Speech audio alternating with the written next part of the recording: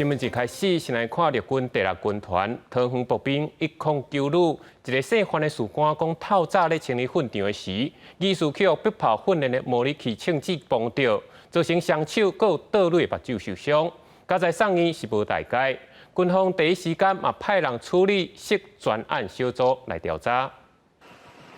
伫桃园陆军扰动高里初10早起发生爆炸意外，一个步兵姓范的士兵伫实施训场清理期间，好亲像互120公里迫炮训练模拟器的枪支崩伤。本部所属步兵1洞9旅范姓士官，今日上午实施训场清理期间，疑遭1.2洞公里迫炮训练模拟器子弹炸伤，造成左右手2处及左眼睑1处撕裂伤。单位随即将伤员送医诊治。 已无大碍。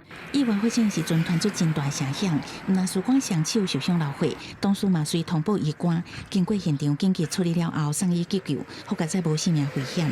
意外第一时间各界干部拢到现场协助处理，当时主动甲家属说明，只是国军最近好亲像无病情，先是今年7月24，家人的上方营区发生迫炮爆炸，有9个官兵受伤。8月初3，国家中山科学研究院救贫基地发生推进这制停存药销毁，不明原因发生小客，地属系的作业员受烫伤。这意外外界质疑国军伫训练的时阵是不是出现疏失？ 这个是单纯的要训练的流程确实有问题啊。109旅呢，它是新训单位，它的训练时数可能要再加强，否则的话呢，以后状况会越来越多。国军训练意外事故真多，到底是部队的管理问题，还是安全训练无做到位？专家呼吁，不管是火箭弹还是迫击炮，拢有一定程度的风险。呼吁国军都要加强训练，才当避免意外。